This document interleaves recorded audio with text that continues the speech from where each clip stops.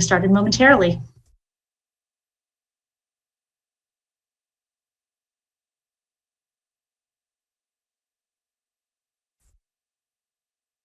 Welcome, and thank you for joining us on today's Fighting Hate from Home call. Please note that today's call will be recorded and accessible via the ADL YouTube channel. In order to maintain focus on our speakers, all participants' mics and videos have been turned off. We are pleased to offer closed captioning for this webinar. To turn your captioning on or off, please click the closed caption button on the bottom of your Zoom program screen. You can also use the up arrow next to the button to adjust the size of the captions as you need. After we hear from our speakers, there will be an opportunity for a discussion and question and answer with them.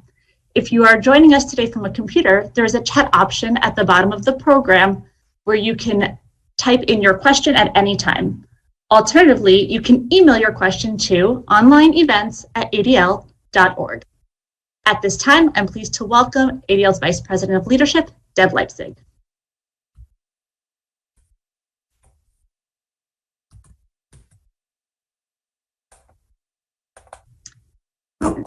Seems we're having just a moment of technical difficulties. Please bear with us. You know, oh, there we go. My camera was not turning on. Apologies for that. Hello, and thank you all for joining us for today's Fighting Hate from Home. I hope this is finding you well and that you and your families are continuing to stay safe. Today is a special edition of Fighting Hate from Home, Lessons from a Hostage Crisis. On today's call, we will have the opportunity to learn more about the horrific events that took place this past weekend in Colleyville, Texas, at Congregation Beth Israel. We will hear an extremely personal account from Rabbi Cytron-Walker and more about how law enforcement worked to keep the hostages safe, but also the larger trends being seen worldwide when it comes to terror threats against the Jewish community and others from Director of the FBI, Christopher Wray. Later, we will also be joined by ADL's Central Division Vice President, Cheryl Drazen, who has a long-standing relationship with the Colleyville community and was on the ground for most of the weekend. To get us started, I'm pleased to introduce ADL CEO and National Director, Jonathan Greenblatt. Jonathan, over to you. Deb, can you open the video, please? Great.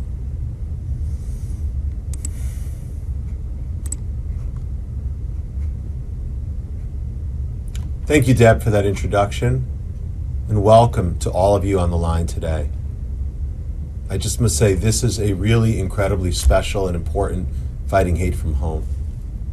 The last few days have been a painful reminder of the persistence of anti-Semitism in our society and the fact that our synagogues and our sacred spaces continue to be at risk for attacks by extremists, terrorists, and others. And there is no doubt, given what we know so far, that the hostage taker chose his target carefully and deliberately. The attack was a reminder that hardened conspiratorial anti-Semitism is a core tenet of extremism across the spectrum. As CEO of ADL, I'm proud to share that we collaborate with communities, law enforcement, and physical security organizations, including the Secure Communities Network, who does such important work, Jewish federations across the country, local efforts like the Community Security Initiative in New York, which does an amazing job, volunteer organizations, particularly the Community Security Services, mobilizing volunteers across the country, and many others. And we work with all of them to provide awareness of existing and emerging threats to the Jewish community and to coordinate appropriate safety protocols. ADL is not only the oldest anti-hate organization in America, we are the leading non-governmental provider of this type of education and professional development, and we have worked closely with the Colleyville community for many, many years. ADL's very own Cheryl Drazen, our Central Division Vice President, who you will be hearing from later in this program, was on the ground in the immediate aftermath of the news, coordinating with Jewish communal groups and working closely with local law enforcement to provide any and all assistance. And I want to give a special recognition not only to Cheryl for her amazing leadership, but the entire team in our Dallas Fort Worth office, who did amazing work and really mobilized all weekend long. We are so grateful to Texas law enforcement, and in particular the FBI, for their work in ending the tense hostage situation and for the safe return of all the hostages and their families. And in particular, the heroism of Rabbi Charlie, who you're going to hear from later in this program. I believe this is Rabbi Charlie's first public program talking about the experience, and we are humbled to have him here, to be able to host him here at ADL, and so grateful for his heroism, his leadership, and his presence in the face of almost an unimaginable situation. And we have, in addition to Rabbi Charlie, just an incredible lineup of speakers. But we are particularly honored to have FBI Director Christopher Wray here to get us started this afternoon. Christopher Wray became the 8th director of the FBI in 2017. He began his law enforcement career at the Department of Justice in 1997 and was nominated by President George W. Bush to be the Assistant Attorney General for DOJ's Criminal Division, supervising major national and international criminal investigations and prosecutions. Director Wray was a member of the President's Corporate Fraud Task Force, supervised the Enron Task Force, and served as a leader in DOJ's post-9/11 efforts to combat terrorism, espionage, and cybercrime with domestic and foreign government partners. He received the Edmund J. Randolph Award, DOJ's highest award for leadership in public service, at the end of his tenure.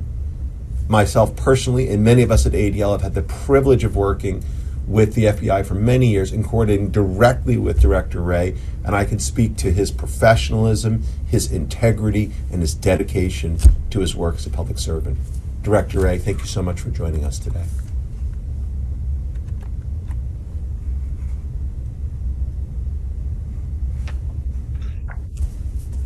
Well, thank you, Jonathan. I hope you all can hear me. And thank you for that kind introduction. It's great to see you again, even if only virtually. We are all, needless to say, extremely grateful that things ended peacefully Saturday night, and that Rabbi Cytron-Walker and the other 3 hostages were not physically harmed. We're also, of course, thankful for and want to recognize the hundreds of law enforcement personnel, as you said, across the state of Texas and elsewhere for their hard work and perseverance. It was, in my view, really the strength of those partnerships, federal, state, local, and community, and the ability to share information in real time, along with some awfully quick thinking and brave action, that helped end Saturday's hostage situation with no victims' lives lost. That said, we understand all too well that these kinds of attacks are terrifying. And that they're not only terrifying to the individuals directly and physically involved, they're also terrifying for all the members of Congregation Beth Israel and really for the entire Jewish community, many of whom understandably worry about other threats still out there. And while there are a lot of unknowns in terms of details in this particular matter that we're drilling into, you can be confident that we at the FBI are committed to thoroughly and aggressively and rigorously investigating Saturday's attack. We also have and had victim specialists who were engaged with members of Congregation Beth Israel from the beginning of this horrific incident to offer any assistance they could. Let me be clear and blunt. The FBI is and has been treating Saturday's events as an act of terrorism targeting the Jewish community. Within a matter of hours, we deployed FBI SWAT, 2 highly trained units from our elite hostage rescue team. Those are the folks who ultimately were the ones who went into the synagogue, along with canines. We had our crisis negotiation unit. We had one of our folks on the phone with the hostage taker for hours and hours, and that turned out to be pretty important. We had a crisis management unit. Our counter IED unit, you may remember that for a good part of Saturday, we were concerned that the suspect had 1 or more bombs in his possession. So those folks and others, a total of about 60, flown in quickly from our critical incident response group in Quantico, we're on the ground working with our terrific partners in state and local law enforcement to bring the situation to a safe resolution for the hostages. And we are not finished. Our joint terrorism task forces all across the country will continue to investigate why this individual specifically targeted Congregation Beth Israel on their day of worship. The FBI lab is actively processing evidence related to the events. Our operational technology division is analyzing and reviewing phones and other electronic devices and media.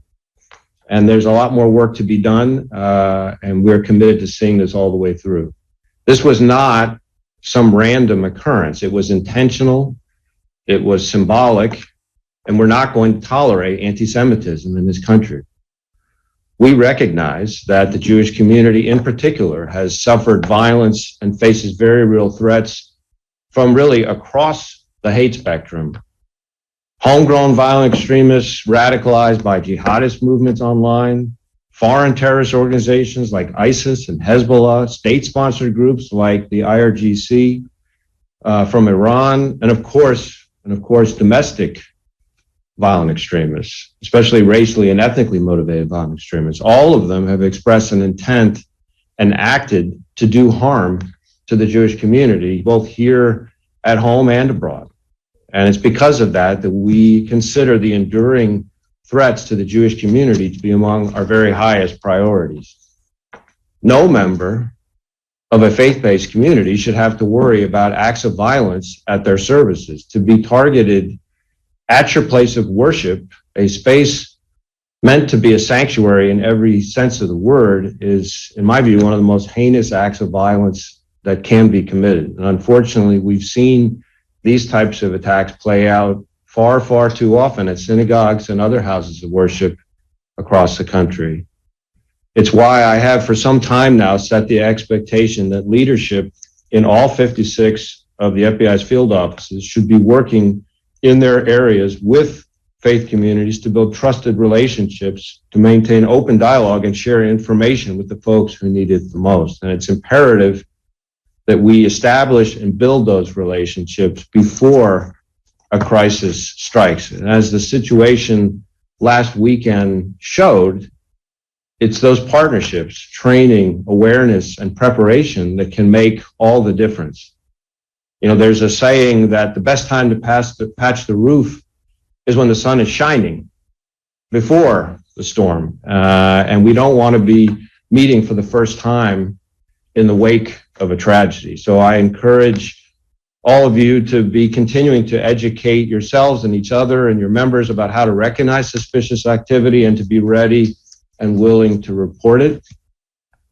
In the meantime, we're going to keep digging to get more answers for Congregation Beth Israel, for the Colleyville community, and for the Jewish community as a whole. I know it is disheartening to see that these kinds of attacks continue to happen and that there are people out there who target members of the Jewish faith. But you can be confident that we in the FBI stand with you.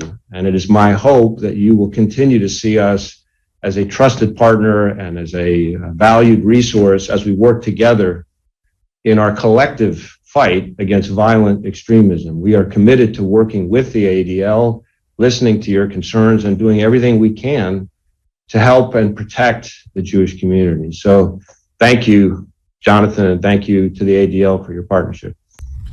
I must say, Director Ray, we feel so fortunate to have the FBI in our corner and serving our country. The work that your agents do day in and day out, the kind of heroism they show, we are really, really lucky to have them. I think they really make all of us feel protected. And I know you've got a hard stop. If I could just ask you one question. You know, we work so closely with the FBI, and we know that we are seeing incidents increase against the Jewish community, from attacks in broad daylight prompted by events in the Middle East, to the incident that happened this past weekend, to domestic extremists, armed militia groups, sovereign citizens, white supremacists. It's quite an array. So in light of an increasing threat environment, are there specific new steps that the FBI is taking or that you suggest that we take to confront what seems to be an amplifying threat environment? So it's obviously a great question. I guess I would try to hit that on a couple of levels. First, on our end, there are a number of things that we've been doing over the last few years in particular. On the investigations front, we have our joint terrorism task forces, which are on the front lines of these investigations and bring together not just the FBI resources, but state and local law enforcement. There's over 200 of these joint terrorism task forces. It's close to maybe 5,000 investigators. And terrorism, including international and domestic terrorism, both is our number one priority. We've also done some things lately, like the creation of, in 2019, we created a domestic terrorism hate crimes fusion cell. And the purpose of that was to bring together both the domestic terrorism expertise, but also the hate crimes expertise with the goal of trying to look around the bend to be more proactive and preventative. And we saw pretty quick results from that. For example, there was a plot to blow up the Temple Emmanuel Synagogue in the Denver area. And for the first time, we were able to bring hate crimes charges ahead of time and get to the subject before the plot could go forward. And we want to see more of that. Now, on the community end, I think there are sort of three things that I would identify. One is the eyes and ears part. The reality is that with today's terrorist threat, whether it's foreign motivated or domestic motivated, more and more we are seeing what are largely lone actors. And if you sort of step back for a second and think about you mentioned in my bio all my involvement with the 9/11 investigation, that threat, the sleeper cell type of threat of the past, that's a bunch of people plotting an attack over a long period of time. They're training, they're planning, they're fundraising. There's a lot of dots to connect, if you will, if you know where to look. The threat we face today, the threat you and your members face today, the threat we as Americans face today is more and more these lone actors plotting essentially fairly simple and unsophisticated, but just as deadly attacks, which means there are a lot fewer dots, if you will, to connect, and a lot less time in which to connect them. And that means that we all have to make sure that the one dot that maybe one of your members has is brought forward with the one dot that we might have so that we can disrupt the attack. So the eyes and ears part is huge. The engagement with our local field offices to build that relationship ahead of time rather than in the middle of a crisis. And then the training and the preparation, which Rabbi Cytron-Walker has already spoken about a little bit so eloquently in some of the interviews he's done, is hugely important to making sure that we don't have a tragedy. Well, I know many of us, we look at the IMA bombing in Argentina or even the bombing in Oklahoma City. We worry about this lone threat, whether it's Iranian sleeper agents or domestic extremists. So all of us sleep easier at night, Director Ray, knowing that you're in the role you are. I will just say this for everyone to hear. When we had bomb threats against our community, when we had Pittsburgh, when we had Poway, when we had other assaults, and when we've had so many issues on a day-to-day basis, it is the FBI that works directly with the ADL every day, and we could not do our job, if you will, of fighting anti-Semitism without them doing their job of protecting our community. So, Director Ray, we really, really have the deepest appreciation for you and all of your professionals. Thank you for the work that you do. Thank you, Jonathan. Thank you for what you do. All right. With that, I know Director Ray has a hard stop. So what I'm going to do now, if I might, is turn it over to you, Deb. But again, Director Ray, thank you for taking the time to be with us today and for all the work that you do. Deb, now over to you. Absolutely. Thank you, Jonathan, and thank you, Director Ray. It is now my pleasure to welcome Rabbi Charlie Cytron-Walker of Congregation Beth Israel and ADL Central Division Vice President Cheryl Drazen. Rabbi Cytron-Walker has been the rabbi at Congregation Beth Israel in Colleyville, Texas since 2006. He received his rabbinical ordination from Hebrew Union College, Jewish Institute of Religion. During his time at HUC, he received multiple awards for his service to the community. He is a past president of the Southwest Association of Reform Rabbis and serves on the steering committee of Peace Together, an annual interfaith peace walk. Welcome, Rabbi Cytron-Walker. And Jonathan, back to you.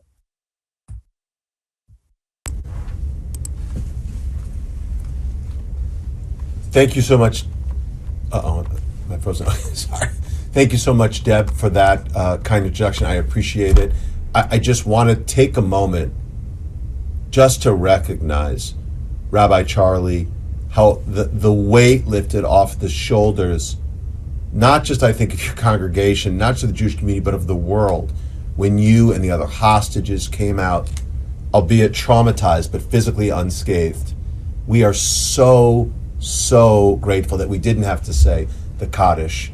And I think ADL and my colleagues and friends at SCAN both appreciated your recognition of us. But first and foremost, I just got to say, Rabbi Charlie, we're glad you're here.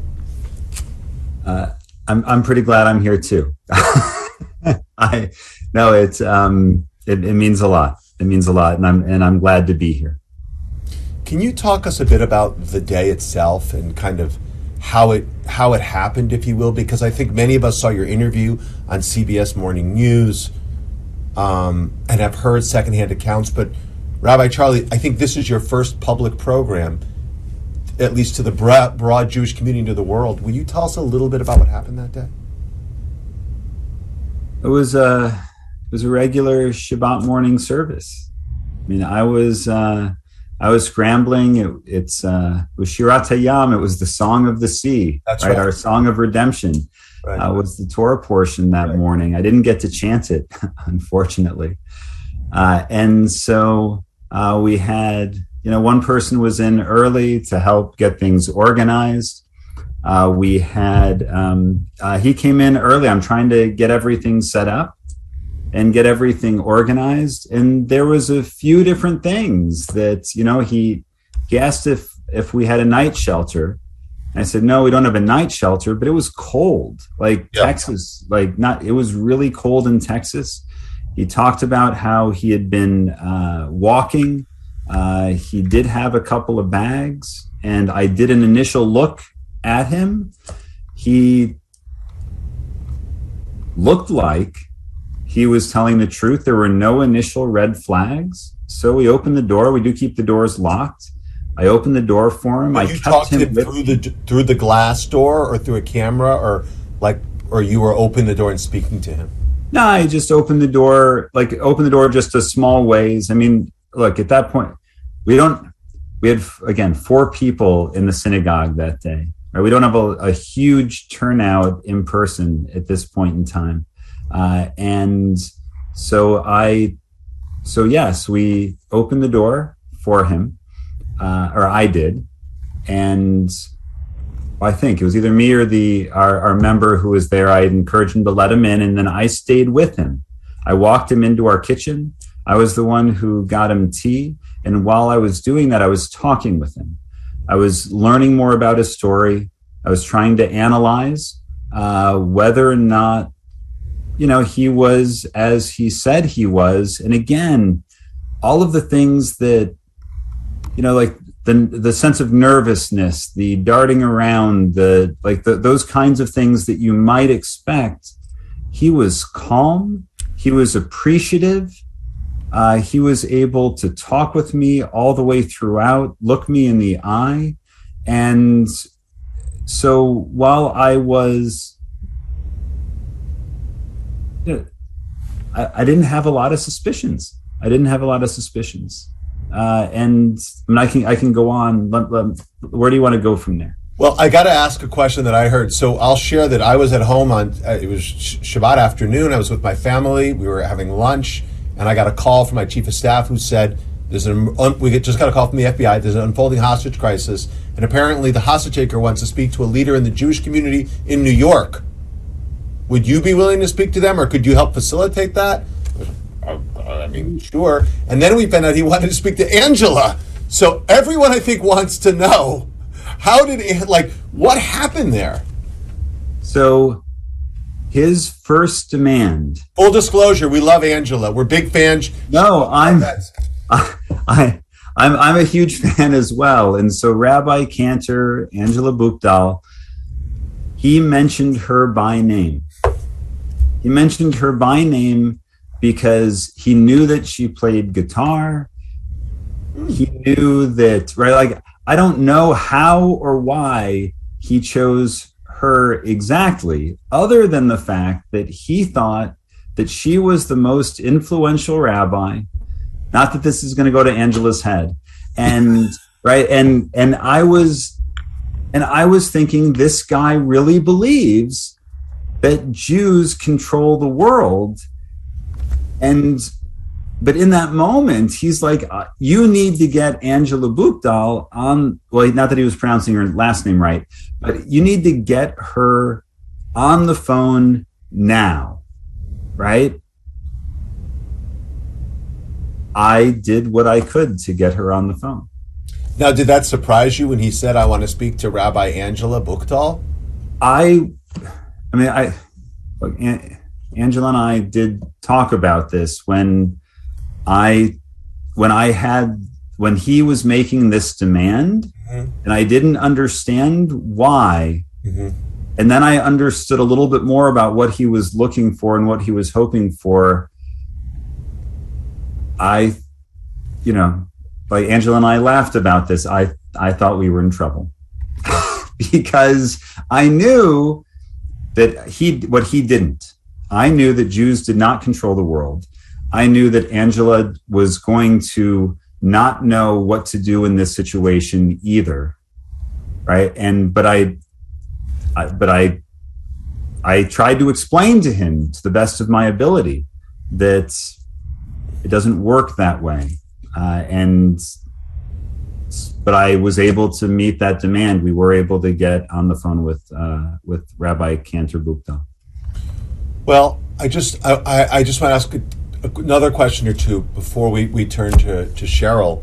So he thought Jews ruled the world. Like, what did he say when he came in? And it was we've heard how you heard the gun click. What did he actually say to you? What was he communicating, and how did that hit you and the other congregants? He was talking about how he had a bomb, and that he wanted the area cleared, because he didn't want civilians, other people to get hurt. And so we got on with 911. He was, again, his first demand was to Rabbi Buchdahl, but when we were on with the 911 operator, that's when we first learned about his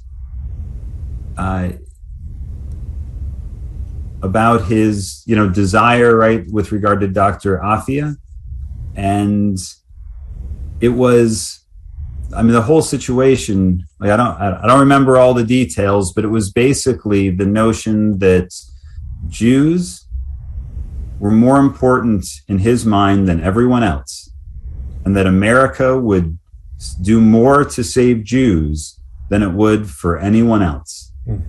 And that's why he specifically targeted a synagogue, right? That Protocols of the Elders of Zion type of anti-Semitism. That's why he focused on us, and that's why he and that's why we were put through that terrible ordeal. So awful.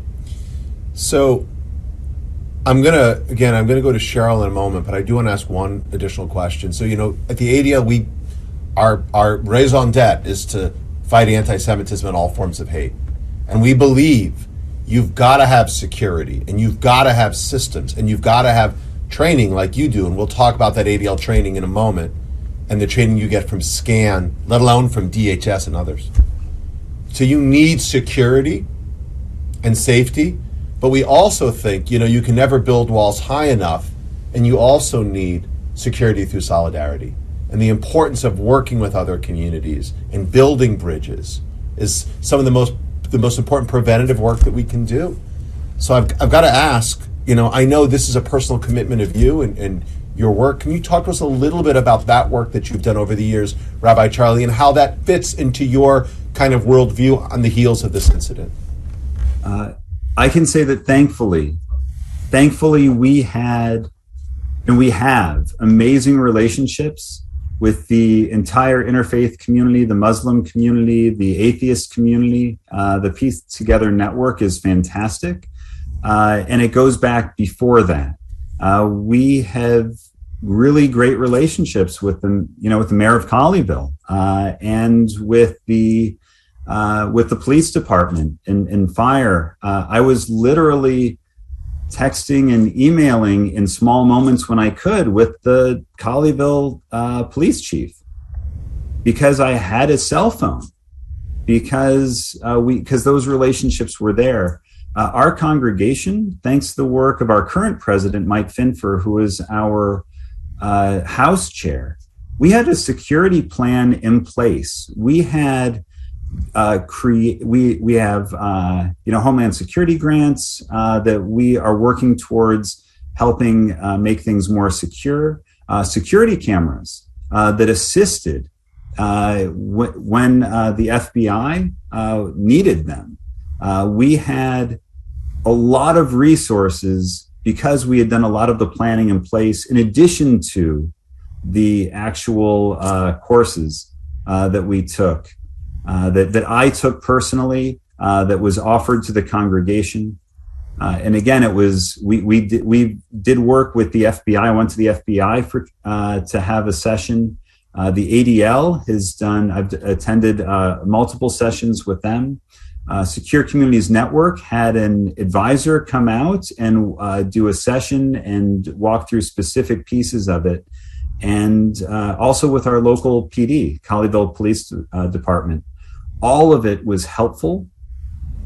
And yet, one of the things that we are aware of, right, is that no matter how good the plan is, no matter how good the security is, it's, right, these kinds of things can still happen.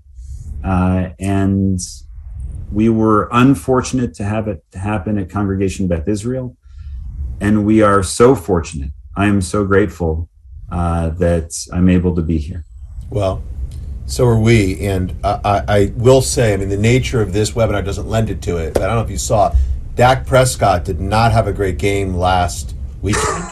And your chair throwing abilities might be of great interest to Jerry Jones as he's thinking about who's going to be in the pocket next season. I'd just say I wouldn't rule out your career options. I appreciate that, Jonathan. I'd love Cheryl to kind of bring you in. You know, Rabbi Charlie was so kind to mention the training he got from ADL.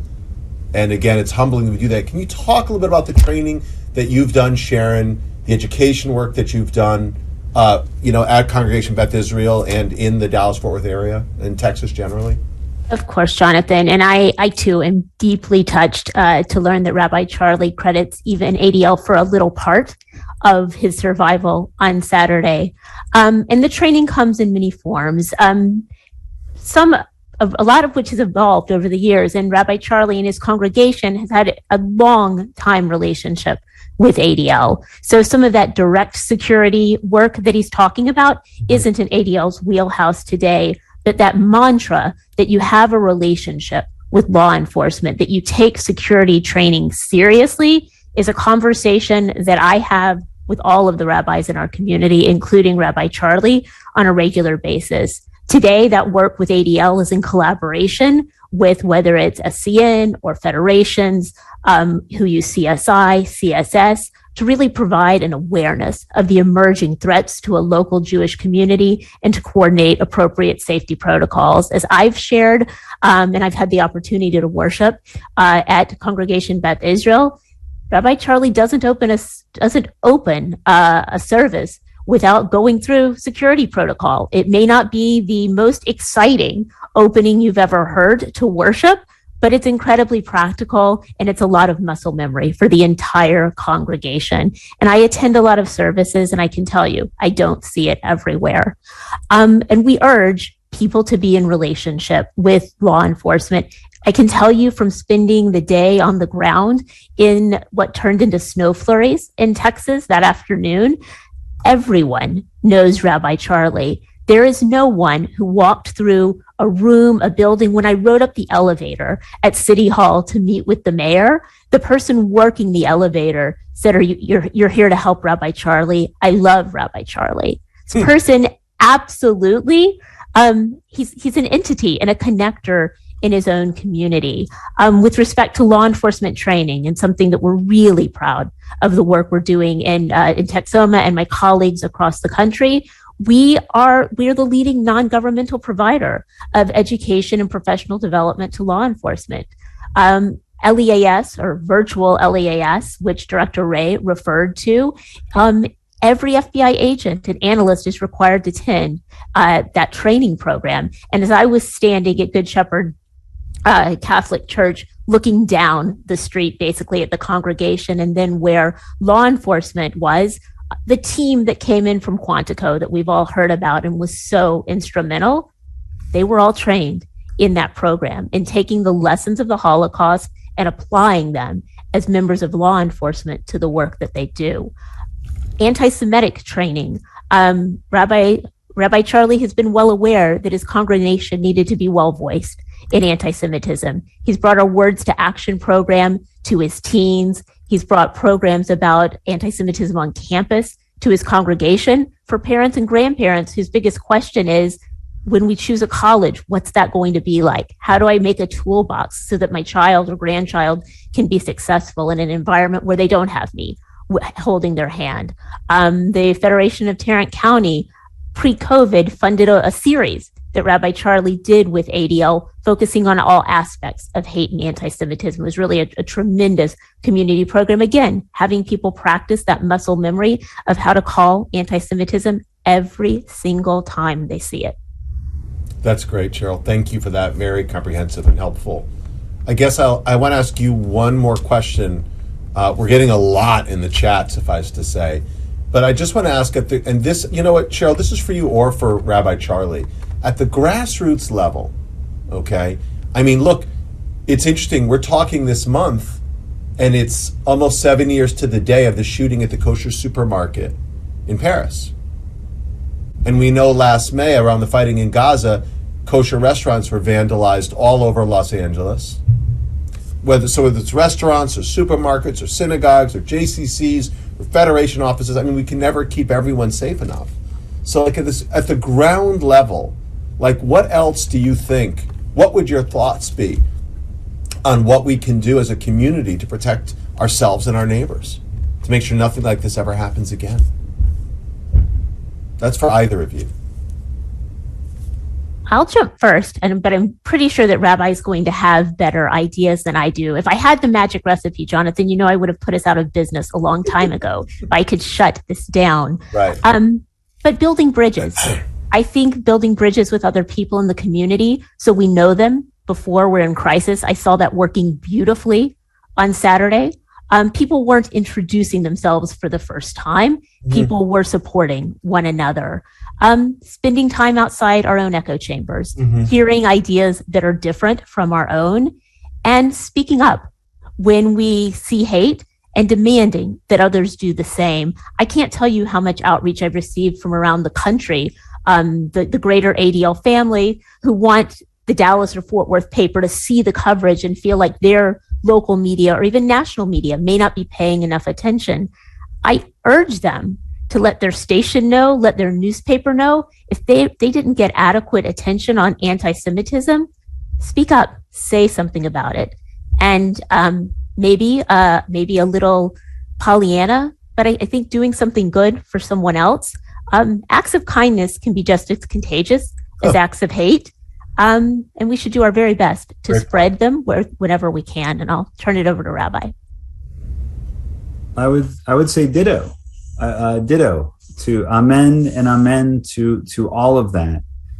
And just the thing that I want to understand and acknowledge is that, again, because I know that there have been some questions, right, about smaller congregations, right? How can smaller congregations do security, right? And right, those bridges matter all of those resources are really important. The connections, the relationships. I mean, they truly are so important. And at the same time, right, smaller congregations just aren't going to have the resources to be able to do everything all the time. There's always decisions that are going to have to be made. And that's why I'd say that the importance of every synagogue, not just every synagogue, but having that plan in place, having a sense of what the goal is, and how to respond, in not just in terms of, right, God forbid, right, these kinds of moments, but even in terms of what happens in case of a tornado or a fire, right? All of that is really important, and to use and utilize the resources like the ADL, like SCN, and so many more that are there to support us. Terrific. Thank you for that. Yeah, I don't know what to say other than, again, I feel touched to know that ADL training helped. I feel heartened to know that our friends at SCAN gave you support. And I think there's just a lot of gratitude. So, Deb, there are so many questions. As you open it up, I just want to mention one thing. The ADL has a partnership with the Union of Reform Judaism. We are working actively with Rabbi Rick Jacobs, Rabbi Jonah Pesner, and everyone in the leadership of the Reform movement. So Rabbi Charlie, we are working directly to make sure that synagogues like yours and all Reform shuls, and by the way, we also have a partnership with the conservative movement, we're working on the Reconstructionist movement, talking to folks in the Orthodox movement, to be able to provide our services, our support to anyone in the Jewish community who wants it. So that's one thing I know that we are doing at ADL. Okay, Deb, over to you. Well, first, Jonathan, you did not undersell it. We've been doing these programs for almost 2 years, and I have literally never seen the chat as active as it is today. They're coming in so fast, it's hard to even read them. But that said, I will say that there are two very distinct themes that are overwhelmingly the questions that are coming in. And the first is absolute gratitude for your safety and well-being. And that is number one. And in addition to asking the question of how folks can get this training. And I know that we have touched on this, but Cheryl, I'm going to turn to you and ask you to be as specific as possible to say, if folks have questions about how their synagogue or how their community center can get this kind of training and find these resources, there's questions about educational resources, all sorts of things. Where should they be going? How do they get that information? They should reach out to their local ADL office. And if they don't know that ADL office, they can go to our website and email the general mailbox, and they will get assigned. And one of my colleagues around the country will be thrilled to reach out to them and dive deep and look at the relationships and opportunities in every individual community, because they're all honestly slightly different, but they're all available. And we are happy. It's our privilege to get to be that connector. Thank you, Cheryl. I think that's very true. It is absolutely our privilege to do this work, and it's moments like this where it feels especially resonant. So, Rabbi Charlie, another question I'm seeing a bunch of is, what are the next steps for your community? How will you help them process this? How do we help the community get through this and hopefully grow from the experience? Well, first of all, I'm sorry that we're not going to be able to get to all of the questions. I have a hard time saying no as far as that goes, right? Like, I would want to be able to answer all of them. But as far as what comes next, it's going to be one step at a time for us. We are doing the best we can to heal. We are doing, we're going to have services on Shabbat evening. We're going to have services on Shabbat morning. We're going to have religious school on Sunday. And we already had, a beautiful healing service on Monday night that was so meaningful to actually see people, to be able to hug people. It's been so hard. It's been so overwhelming. I haven't been able to respond even to, all of the texts and messages and emails. There's a lot, but it's one step at a time, right? We are going to get through this together. And that's what we have trauma specialists and great resources. I had a great conversation with our Jewish Family Services, both of our therapists through JFS. That was very helpful to me. I'm getting the care that I need. I'm trying to make sure that I take care of my family. And at the same time, right, one of those pieces that we're going to have to get past is that sense of fear, right? There was something traumatic that happened within the congregation, and we know that it's not just our congregation that feels that sense of fear. It's something that is a lot of people, and a lot of Jewish people in particular, right? Our people, right, are living with a sense of fear because of these kinds of events. And I just want to stress that, after thousands and thousands of services that I've led, this was the first time that this happened, right? This is not an everyday occurrence. It's not a usual thing. And that we want to do all the prep work that we can, but at the same time, we want to be able to go to services and pray and be together, because one of the most important things is to be with one another within that sense of community. That's needed right now more than anything else. I think that's very true, and it's a scary world we live in right at this moment. So my next question, I think, probably has a little bit of question for both Rabbi Charlie and for you, Cheryl. And it's a question of other anti-Semitism that's been in the area prior to this event. Obviously, what happened over the weekend is an extreme example of anti-Semitism. But Rabbi Charlie, can you speak to if you've noticed any other kinds of incidents or anything along those lines that's been apparent within your community? And Cheryl, maybe you can speak to sort of a broader trend in that community and the environs. Well, I would say that there has been a little, and when I say a little, I mean like over the course of so many years. But there are incidents that happen in schools from things that are inconvenient, lack of respect for Jewish holidays, those kinds of things, to actual incidents where Jewish students have been targeted. But we really haven't had anything that was overwhelming. We were able to respond on a point-by-point kind of basis. And it was so random for this guy to come to America to target our synagogue because he thought it was the closest synagogue to where this person was being held. This is not the kind of thing that we see or experience every day or any day, right? Except for this past Saturday. And Cheryl, I mean, again, a lot of my members, when we've had those incidents, have turned to you. So if you can please share and add. Sure. The data tells us, Deb, that North Texas in the last year saw an increase in anti-Semitic incidents, about 127% actually of the 2020 numbers over 2019. But those incidents clearly were not anything like this.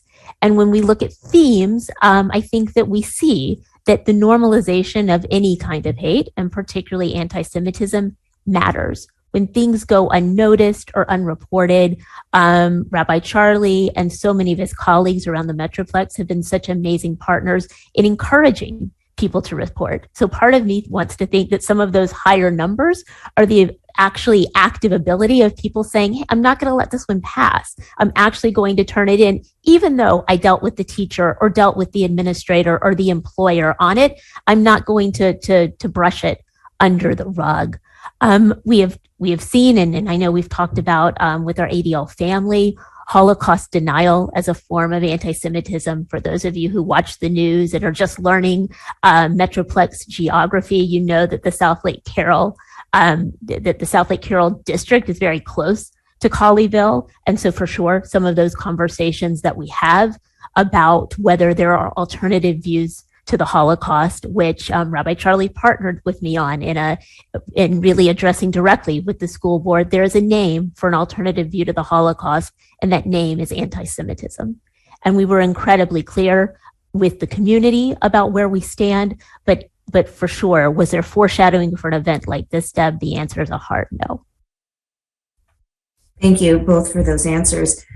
I think the other most popular question is if this call is being recorded, and the answer is yes, and it will be sent to you in the follow-up along with the variety of materials that have been mentioned here today. So rest assured, we will make sure that you have that information. Another popular question has been, what can folks do? And so I'm going to ask my colleague Sasha to drop a link into the chat. And what you can do is you can tell Congress to secure our houses of worship and religious institutions. You can text safeguard to 52886 or go to the link that is down there in the chat. And you can be connected to your member of Congress and tell them to increase funding for the nonprofit security grant program. And again, this information will also be included in a follow-up email. But so folks feel comfortable knowing that we do have an action for you to take. It's one that's important. We know that this kind of work makes a difference. And so we ask you to take a moment to do that. All right. So this next question is something that I've also wondered, and I'll give it to both of you, which is, how should we respond to people, to congregants, to students on college campuses who say they're afraid to wear a yarmulke, a kippah, or who say they're afraid to wear a Star of David, or anything that shows that they are outwardly Jewish? What should we tell them to do? Should we tell them to hide? Should we tell them to be proud of their Jewish heritage in this climate of rising anti-Semitism? Either of you. Rabbi, please. No, I would say that people need to do what they're good with. I started wearing a yarmulke before rabbinical school. I was the assistant director of a small soup kitchen in Amherst, Massachusetts, and I had a volunteer come in, and I was so excited. I was going to rabbinical school. He was Jewish. He was wearing a yarmulke, and I said, I assume you're Orthodox. And he's like, no. I just thought, why not give it a try? Why not, be outward about my Judaism? And this was a long time ago. This was over 20 years ago. But at the same time, the idea that our Judaism is a part of us and that we own it. I've worn a yarmulke in our community, and I've never gotten a negative response, at least that I'm aware of, right? And I get a lot of I get a lot of positivity. That's not necessarily the case everywhere in the country, and it really depends on who you are and what your comfort level is. It's certainly just like, right, we have in the Talmud that you don't light Hanukkah candles and put them in the window during times of danger. And I don't think that this is I don't believe, in spite of the increase in anti-Semitism, that this is necessarily a time of danger. I continue to wear my yarmulke proudly. But I also wear my yarmulke because it's a part of who I am. It's part of my relationship with God. And it's part of my, an aspect of my understanding of my relationship with my people. It's really up to you. And I would hope and I would pray that we're able to get past a sense of fear. And at the same time, we all have to go through our own process on this. Thank you, Rabbi. Cheryl? I'll ditto Rabbi on that. I think it's important that we meet people where they are. I think that it's important that we validate their concerns and not dismiss them. But I'll tell you, I must have gotten 25 phone calls late in the evening, Saturday evening, from various communities around the Metroplex, parents asking, should they send their kids to religious school the following morning? And while I can't make the decision for any other parent, I definitely dropped my kids off because I believe in the community. I believe in the security measures, and I believe that being together is really important in times like this. Thank you, Cheryl. Jonathan, you wanted to say a few words of thanks? I will just say, if I might, I agree with what Rabbi Charlie and Cheryl said, but I just want to say this loud and clear. I won't be able to quote it chapter and verse. Charlie, you can, I'm sure. But I think, there's that psalm about everyone under their own fig tree, right? And not being afraid. Maybe you can help me to get that. Do you know that? I don't know it by heart, so that I can say it correctly. There's certainly that notion of messianic redemption, right? That we are hoping and we are praying that we will all one day be able to sit under our vine and fig tree, and with that beautiful notion that our world can be a world of peace and harmony. And it's that's certainly my prayer as well. We're not there yet, but God willing, someday. Someday. So look, I believe all of us should be able to sit under that vine and fig tree here in America. I will be at Shul on Saturday morning. I hope all of you will be at Shul on Saturday morning. We should not be afraid. You need to go. You need to be where you are. But I will tell you, this organization exists, and our counterparts exist because we should not be afraid. We should be able to worship with the same privileges and rights as every other community, and not be intimidated or bullied by anyone. With that being said, the best way to make sure that we can be ourselves and we can be proud is get involved. Whether it's in your federation, whether it's in your synagogue, whether it's in your local JCC, whether it's in ADL. Like, the best way to build the beloved community is to do it with our own bare hands. So I would encourage everyone to, in a way that you're comfortable, show up for Shul, get engaged. And if I might, like, even by being here today, I think everybody was showing up in a way.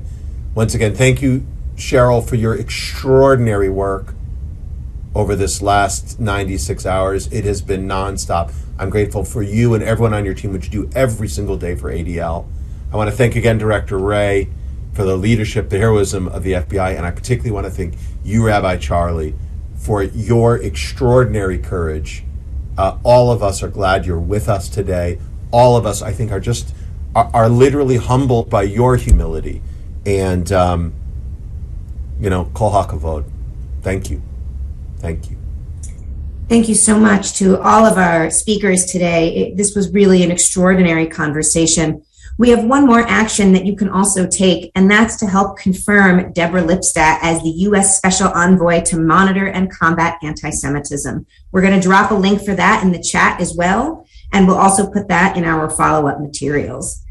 Again, thank you, Rabbi Charlie, for choosing to spend time with ADL. We know you have not yet done many appearances within the Jewish community, and we are humbled and honored that you chose to do this with ADL. Cheryl, I'll echo Jonathan, and I know all of my colleagues at ADL, thank you.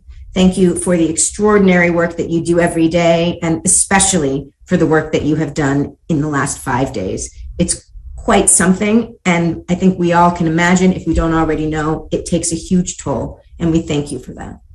And last, I'd like to thank all of you, everyone who took time to join us today to make this our largest Fighting Hate from Home call to date, and certainly our most populated chat. And I should let folks know that now the chat is going crazy with lots and lots of thank yous. And so we are just so deeply appreciative of all of you for being here with us today. And with that, that concludes our call. Keep an eye on your inbox for a follow-up email that includes a link to this presentation, as well as how to tell your senators to support the Security Grants Program and to urge them to confirm Deborah Lipstadt. And we will also be sending you, of course, an invitation to next month's Fighting Hate from Home. And with that, I thank you for joining us and wish you a good afternoon.